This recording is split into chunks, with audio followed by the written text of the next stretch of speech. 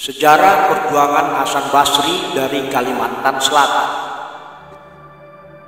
Hasan Basri secara tegas menentang hasil perjanjian Linggarjati dan menolak taat pada perjanjian Renville 17 Januari 1948. Ia bersikukuh mempertahankan kemerdekaan Indonesia sesuai dengan proklamasi 17 Agustus 1945. Keteguhan itu ia tunjukkan dengan memproklamirkan kedudukan Kalimantan Selatan sebagai bagian dari Republik Indonesia melalui proklamasi 17 Mei 1949 yang ia bacakan di Kandangan, Kalimantan Selatan. Merdeka, salam sebangsa setanah air, bersama channel Sejarah Perjuangan Bangsa dalam kisah Hasan Basri dari Kalimantan Selatan.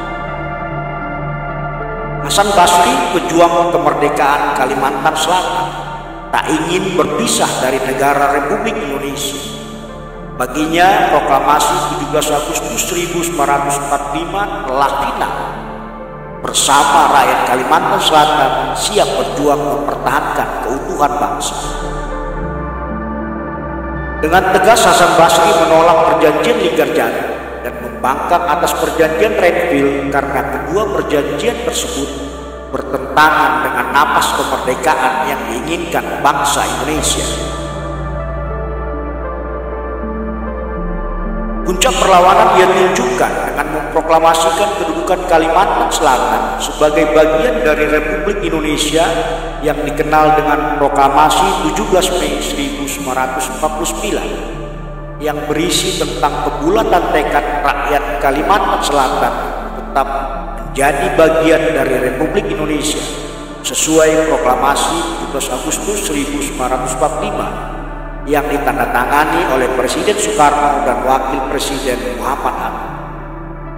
Seluruh rakyat Kalimantan Selatan siap bertaruh nyawa sampai tetes darah penghabisan dalam membela keutuhan bangsa.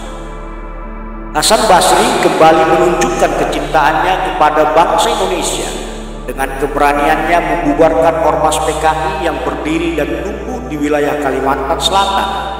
Pembubaran itu ia lakukan pada tanggal 22 Agustus 1960. Hasan Basri lahir pada tanggal 17 Juni 1923 di Kandangan, Hulu Sungai Selatan, Borneo. Mengawali pendidikan di HIS dan Sanawiyah Al-Watoniyah di Kandangan serta Quick School Islam Pondok Modern Darussalam Gontor, Jawa Timur.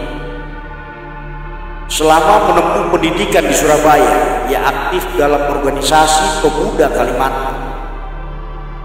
Usai kemerdekaan, tepatnya di tanggal 30 Oktober 1945, Hasan Basri pulang ke Kalimantan menumpang kapal Bintang Pule untuk menyampaikan kabar kemerdekaan Indonesia dan untuk membangun kekuatan pemuda Kalimantan Selatan. Sesampai di Kalimantan, Hasan Basri menemui tokoh masyarakat Kalimantan Selatan dan menyampaikan pamflet serta poster kemerdekaan Indonesia. Sejak saat itu, Hasan Basri mulai membangun kekuatan pemuda dengan membentuk Laskar Saifullah di Haruyan pada tanggal 5 Mei 1946. Lahirnya Laskar Saifullah membuat tentara Nika curiga dan mulai memata-matai kegiatan Laskar. Tepat di malam penggalangan dana tanggal 24 September 1946,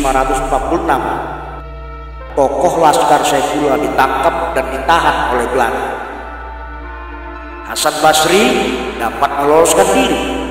Ia segera membubarkan Laskar Saifullah dan mendirikan Banteng Indonesia yang bermarkas di pedalaman dan bergerak secara rahasia di bawah tanah. Sepak terjang Banteng Indonesia mendapat respon dari Angkatan Laut Republik Indonesia Divisi 4 di Jawa Timur. Dengan dukungan Letnan Asli Jufri dan Letnan Muhammad Mursyid, Banteng Indonesia resmi menjadi Batalion Angkatan Laut Republik Indonesia Divisi 4 di Kalimantan Selatan. Pada 18 November 1946 yang dipimpin oleh Hasan Basri. Hasan Basri berhasil membangun kekuatan dan perlawanan di berbagai sektor. Pada bulan Januari 1948, pecah pertempuran dengan Nika di Abuntai. Korban di kedua belah pihak berjatuhan. Hasan Basri yang didukung oleh Amirani Sulaiman, Muhammad Hamid, Muhammad Jabri, dan ARHK serta Daeng Gadul dan Budi Gawin mengadakan pertemuan rahasia di Cukan Lipai untuk menyatukan kekuatan.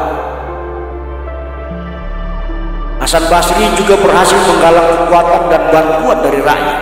Secara bergotong royong, rakyat membuat senjata api, pistol, senapan dundung, dan granat tangan serta meriam jarak pendek. Setelah seluruh persiapan matang, meletuslah pertempuran di Hambawang Kulasa. Hasan Basri dan pasukannya mencegat iring-iringan truk militer Belanda. Pasukan Belanda dibuat kocar-kacir. Mobil militer Belanda jatuh ke dalam jurang. Pada pertempuran itu, 2 orang anggota Angkatan Laut Republik Indonesia Divisi 4 gugur sebagai pejuang dan summa bangsa. Pasukan Hasan Basri melanjutkan perjuangan hingga ke kota Barabai, Aladio, Birawang, dan Kandangan. Dengan menyebarkan pamflet, Hasan Basri mengajak pegawai yang bekerja dengan Belanda untuk melakukan perlawanan. Hasan Basri kembali melakukan serangan gerilya ke pusat kekuatan militer Belanda di Pagan, Haliau, dan Antangan. Pertempuran kembali pecah. Nika dibuat kewalahan, korban mulai berjatuhan kembali. Persenjataan Nika pada saat itu banyak pula yang dirampas. Presiden Belanda, A.G. Delman, merasa panik dengan kejadian tersebut dan segera melancarkan pembalasan. Pasukan Hasan Basri kemudian menyingkir ke pedalaman. Pada tanggal 2 September 1949, pasukan ALRI pimpinan Hasan Basri melakukan perundingan dengan Belanda yang ditengahi oleh UNCR. Di saat itu pula lah Jenderal Mayor Soeharto atas nama pemerintah Indonesia menetapkan pasukan Hasan Basri menjadi bagian dari Angkatan Perang Republik Indonesia dan menganugerahi Hasan Basri dengan pangkat Letnan Kolonel. Pada tanggal 1 November 1949, ALRI pimpinan Letnan Kolonel Hasan Basri dilebur ke dalam TNI Angkatan Darat Divisi Lampung Mangkurat dengan panglimanya Letnan Kolonel Hasan Basri. Hasan Basri tak henti-hentinya berjuang hingga Nika angkat kaki dari bumi Indonesia. Beliau adalah pejuang Kalimantan Selatan yang menjunjung tinggi budaya Banjar dari Pangeran Antasari dengan semboyan haram menyerah, wajah sampai kaputing.